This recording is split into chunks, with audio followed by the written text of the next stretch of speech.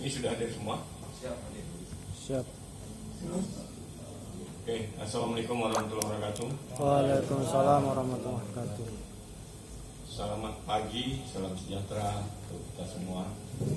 Pagi. Baiklah, kita mulai. Yang pertama, materi yang akan kita pahami adalah Law of Badminton atau permainan badminton atau permainan atau peraturan permainan bulu tangkis. Mungkin sudah terima ya, modulnya sudah ada.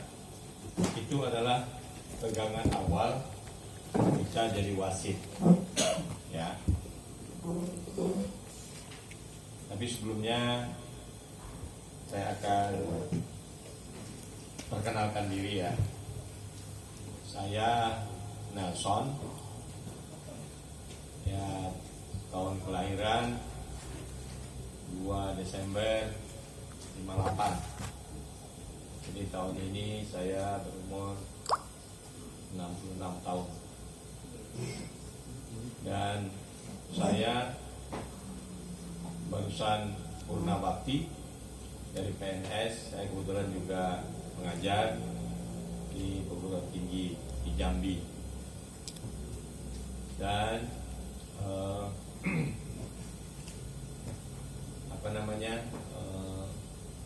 saya berstatus referee nasional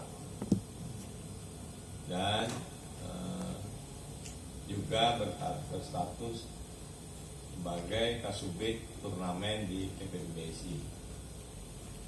Jadi saya kesini sekarang itu adalah karena jadi tim untuk penataran wasit dari PPBSI. Ya. Tentunya harapan kita atau harapan dari PPBSI, karena ini Pemprov baru dan teman-teman juga mungkin ada yang masih baru dengan peraturan bulu tangkis ya, kita hari ini menyamakan persepsi ya. Jadi saya juga berharap kita sifatnya di sini diskusi, karena memang kita berkiprah di wasit ya, tentunya semua aturan-aturan dari perbulu tangkisan itu kita pahami. Ya, sebelum saya lanjut, saya ingin tanya dulu, di antara kita ini siapa yang belum pernah memimpin jadi wasit? Satu, agak dulu. 1, 2, 3, 4, 5, 6. Belum pernah ya? Oke, tidak apa-apa. Jadi jangan kita belum pernah, tapi kalau kata kita di Jambi itu sok tahu gitu. Jadi kita belum tahu, tapi ya berusaha ditahu. Makanya saya berharap ya teman-teman kita di sini kita saling cari tahu gitu. Itu yang pertama. Yang kedua juga bagi teman-teman yang lain, apakah scoresheet yang sudah diterima itu barang baru atau memang sudah pernah mengisinya? Baru. Yang lain, dilihat di antara yang 6 tadi. Baru. Barang baru semua ya. Ada yang sudah pernah ngisi nggak? Belum. Sudah pernah yang sana? Oh, sudah pernah. Oke. Mungkin baru 1 orang sudah pernah. Gak apa-apa. Jadi mari kita berdiskusi. Jadi ada 2 item yang perlu kita pahami. Yang pertama masalah law of badminton atau peraturan permainan bulu tangkis, dan ITTO. Apa saja yang mesti kita kerjakan sebagai wasit? Itu yang modul yang dikasihkan. Kemudian yang ketiga itu scoresheet yang sudah diberikan. Nah, scoresheet itu harus dipakai sebagai wasit kita. Jadi kalau kita belum paham, ada 2 poin kita disuruh. Belum paham mungkin menghitung menghitung permainan bulu tangkis, dan belum paham juga untuk mengisi, kan repot. Sementara apa yang dikatakan oleh Pak Ketua Umum tadi itu benar adanya. Jadi kita berteori di kelas ini tidak semudah apa nanti kita di lapangan, ya. Jadi kalau biasa main, kita diwasitin, ya oke, kita enak lah mau protes. Tapi coba kita duduk jadi wasit. Nah, ini seperti apa kalau ada kejadian di lapangan, ya. Jadi gak ada salah itu Pak Ketum berbicara. Nah, makanya kita sekarang menyamakan persepsi. Ini tadinya saya berpikir untuk kita ada 1 hari saja. Nah, setelah saya pikir nggak mungkin. Jadi kita ada 2 hari kita kita dalami masalah perwasitan ini. Dan besok itu tentu ada sesi evaluasi. Ya, saya akan memberikan semacam soal, ya biasa kita lakukan itu. Nah, saya berharap ada rank yang harus dipenuhi. Kalau ranknya di bawah standar secara teori, ya tentunya kita tidak mungkin saya untuk membuat keputusan untuk meluluskan. Tapi kalau ranknya sudah di atas, nah itu mungkin. Itu yang pertama. Kemudian yang kedua juga, ini harus berlanjut. Jadi teman-teman di Papua Barat Daya ini juga saya harapkan ada perwakilannya nanti di nasional. Nah, ada tahap lagi ya untuk ujian nasional. Nah, ujian nasional juga ada rank yang harus dipenuhi, ada standar yang harus dipenuhi. Kalau tidak terpenuhi, ya mohon maaf, mungkin tutor yang ada nanti juga tidak akan meluluskan. Tapi kita mungkin sudah pernah. Jadi semua teman-teman yang menguji kemampuannya di nasional, tidak semuanya juga lulus. Ya, jadi tolong Pemprov juga untuk mengutus teman-teman nanti ujian nasional setelah level ini dilewati, ya harus yang terbaik lah. Dan harapannya juga kita di nasional itu sudah nasional. Di nasional itu ada 2, ya, nasional A. Nah, ini kan saya bisa tampilkan semestinya. Ada nasional B duluan ya, setelah nasional B baru nasional A. Kemudian kalau kemampuannya juga mumpuni, bisa lanjut ke badminton Asia. Ya, jadi wasit itu ada badminton Asia, wasit BA istilahnya kan. Nah, di situ juga ada istilahnya akreditasi, kemudian ada sertifikat. Kemudian lanjut lagi akreditasi BWF. Kemudian terakhir sertifikat BWF. Nah, ada jenjang yang banyak harus ditempuh, tapi mulai dari nasional A ke atas itu bahasa Inggris. Jadi teman-teman yang kemampuan bahasa Inggrisnya ada, ya silakan melanjutkan. Tapi ada persyaratan lain. Persyaratan lain adalah usia. Ya, jadi untuk jenjang ke nasional itu maksimal itu 30 tahun. Jadi teman-teman yang sekarang ini usianya sudah lebih dari 30 tahun nggak apa-apa. Kita berdiskusi, ya mudah-mudahan semuanya lulus, ya ada sertifikat untuk di Pemprov. Nah, ini berlaku karena apa? Karena nanti juga kalau untuk memimpin pertandingan-pertandingan yang sifatnya di pemerintahan, por-pro apa itu kan ditanya sertifikatnya, ya dilampirkan sertifikatnya, itu baru bisa memimpin. Kalau nggak ada sertifikat, ya nggak bisa. Atau juga mungkin ada event nasional yang ada di Papua Barat Daya. Contoh mungkin Popnas atau yang diselenggarakan oleh Menpora atau juga oleh Diknas ya, UDSE. Itu juga mensyaratkan harus dilampirkan sertifikat. Yang penting dia sertifikat daerah tidak apa-apa, artinya ada sertifikatnya.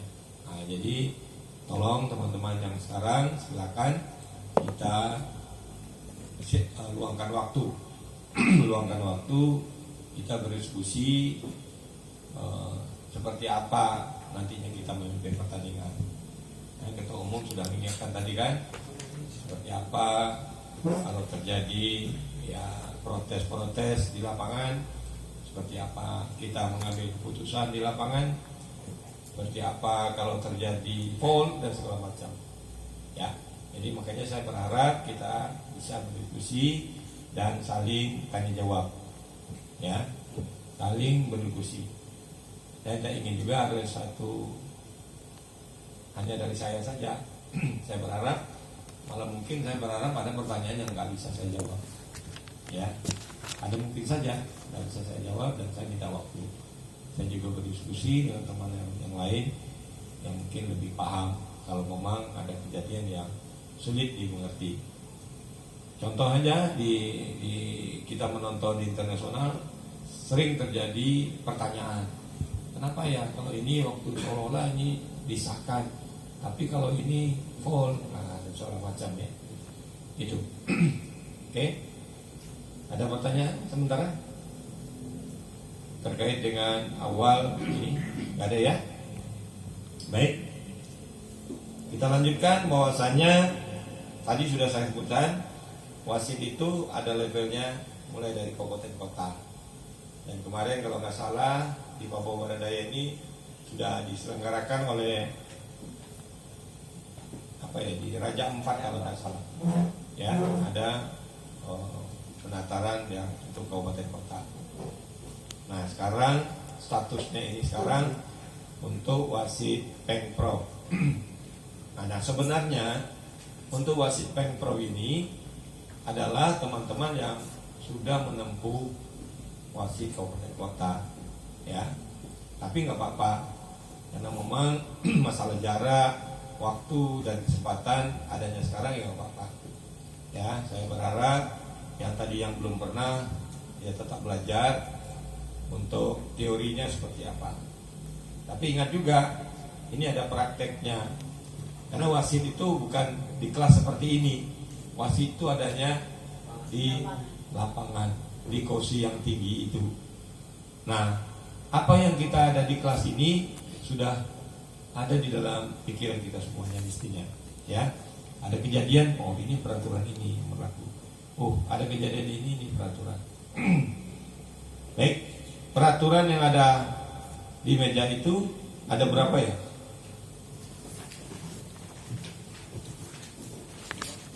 Peraturan.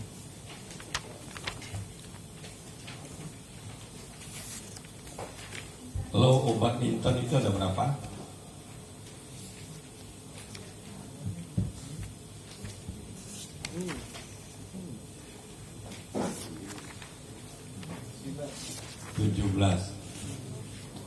Jadi peraturan permainan bulu tangkis itu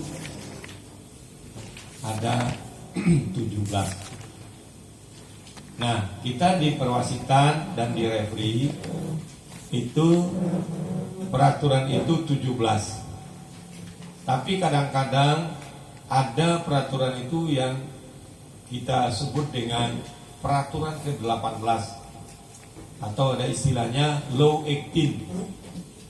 Ya, peraturan ke-18 mana itu? Nah, itulah kira-kira kalau kita jadi wasit di lapangan itu, ini masuk peraturan mana? Nah, di situ ada kebijakan kita membawa aturan itu ke kelompok yang mana? Dia nggak ada. Nah, istilah kita gunakan adalah law 18. Ya, logika. Bahasa lainnya adalah logika. Peraturan ke-18. Nah, mana saja contohnya? Contohnya peraturan ke-18 itu tiba-tiba ada kejadian tidak diduga umpamanya. Ini apakah di stop? Apakah diulang? Apakah di fall? Nah, yang begitu-begitu. Contoh ekstrimnya tiba-tiba ngambil raket, pemain keluar ngambil raketnya putus ganti.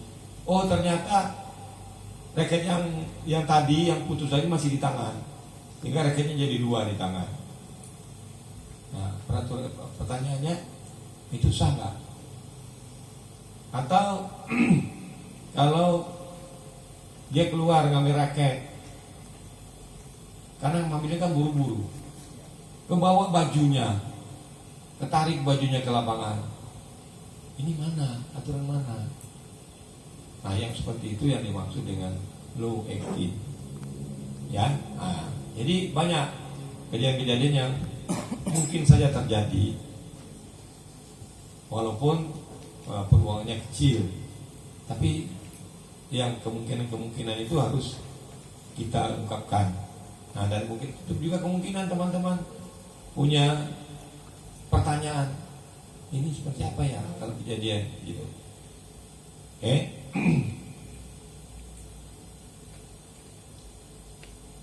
Untuk menjadi wasit itu adalah dia itu akan menjadi seorang pemimpin di lapangan yang ada di sekitarnya. Jadi kalau kita jadi wasit, kita jadi pemimpin di lapangan itu, tapi tidak semena-mena. Maksud tidak semena-menanya, kita jadi pemimpin itu berdasarkan 17 tadi itu. Kalau di luar dari 17 itu nggak bisa. Kita semena-mena, pemain nggak ada apa-apa kita kasih kartu merah, ya nggak bisa.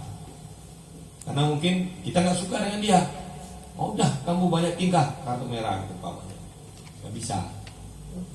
Jadi harus sesuai dengan, walaupun kita jadi pemimpin di situ, berhak untuk mengeksekusi apapun, tapi sesuai dengan aturan itu. Jadi wewenangnya itu mulai masuk ke lapangan sampai nanti akan keluar ke lapangan. Jadi kalau memang dia bertingkah, setelah game dia bertingkah, masih bisa dikasih kartu merah, masih bisa dikasih warning, kartu kuning. Memang sih kartu merah itu kalau udah selesai nggak ada artinya bagi kita. Tapi bagi pemain internasional itu dendanya besar. Ya, kemarin ada kejadian antara atau saya dengan siapa ya, pemain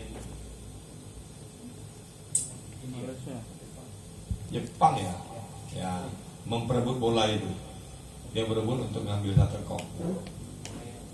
Korea, lupa saya. Dikasih kartu merah dia.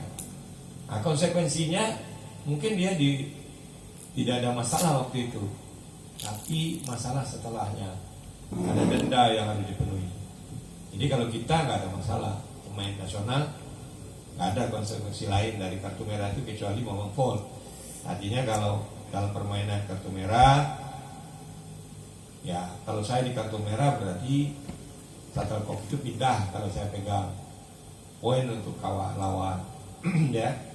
Atau di bawah statusnya shuttlecock dipegang oleh kawan lawan, kalau kartu merah untuk saya berarti nambah angkanya, begitu. Lain itu nggak ada. Tapi kalau di WWF jangankan kartu merah, kartu kuning pun ada sanksi dendanya. Makanya mereka itu takut untuk kena kartu, dan kalau kena kartu mereka komplain. Dan referee juga hati-hati. Ada wasit yang mena-mena ngeluar kartu, dia juga akan kena warning di luarnya. Ya. Nah.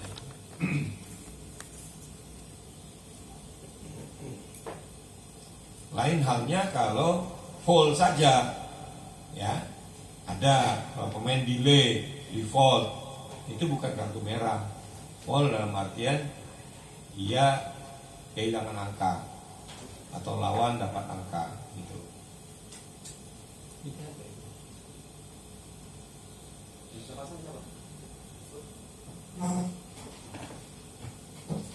Silakan pasang.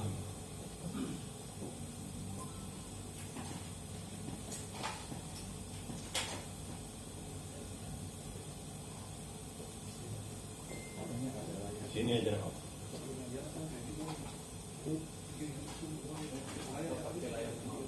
Boleh?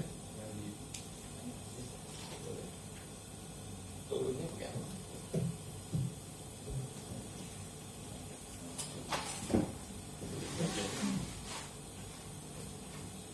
Pak. Gitu sih. Boleh?